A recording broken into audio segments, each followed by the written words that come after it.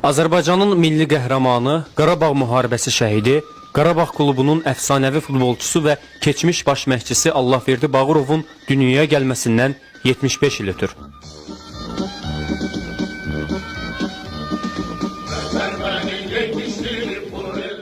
Bəs kim idi Allahverdi Bağırov? 1946-cı il aprel ayının 22-sində Ağdamda anadan olan Allahverdi Teymuroğlu Bağırovun 1988-ci ildə Ağdamda ilk müdafiə dəstələrinin formalaşmasında böyük rolu olub. Rayon ərazisində gedən bütün döyüşlərdə mərdliklə vuruşub. Müstəqil Azərbaycanın bayrağını ilk dəfə Ağdama Allahverdi Bağırov sancıb. 1992-ci ilin yanvarında Allahverdi Bağırovun komandirlik etdiyi tabor tərəfindən Naxçıvanlı kəndində işğalçıların bütün canlı qüvvəsi və texnikası darmadağın edilib. O, 150 döyüşçü ilə Əsgəran qalasına qədər irəliləyib. Pircamal kəndindəki bütün yüksəkliklər tutulub. Kətük kəndi ilə üzbəyüz mövqelərə qədər gedib çıxıb.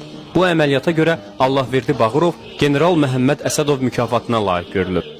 Allahverdi Bağırovun ən böyük hərbi uğuru 1992-ci il iyunun 12-sində Aranzəmin döyüşündə olub. Aranzəmin kəndi uğrunda döyüşlərdə onun dəstəsi 100 nəfər erməni əskərini məhv edib və 10 düşmən əskərini əsir götürüb.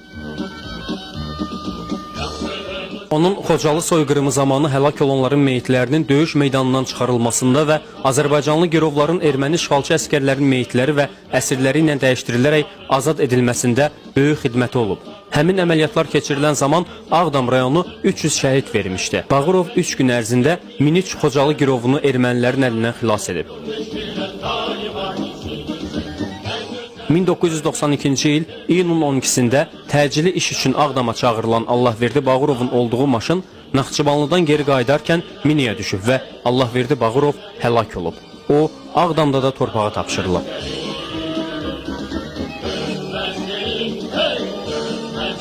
Ağdamın Quzanlı qəsəbəsinin girəcəyində adına barelyef qoyulub. 2014-cü ilin fevralın 25-də Binəqədi rayonu Biləcəri qəsəbəsində istifadəyə verilən Milli Qəhrəmanlar Parkında Allahverdi Bağırovun büstü ucaldılıb.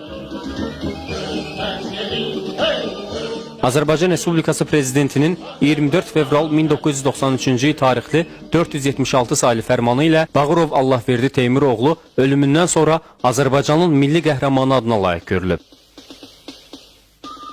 Sonradan Prezident Heydər Əliyevin fərmanı ilə Allahverdi Bağırov Qızıl Ulduz medalı ilə də təltif olunub.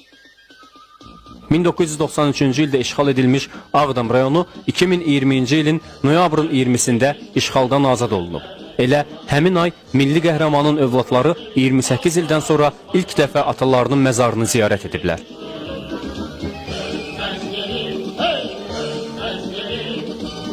Azərbaycan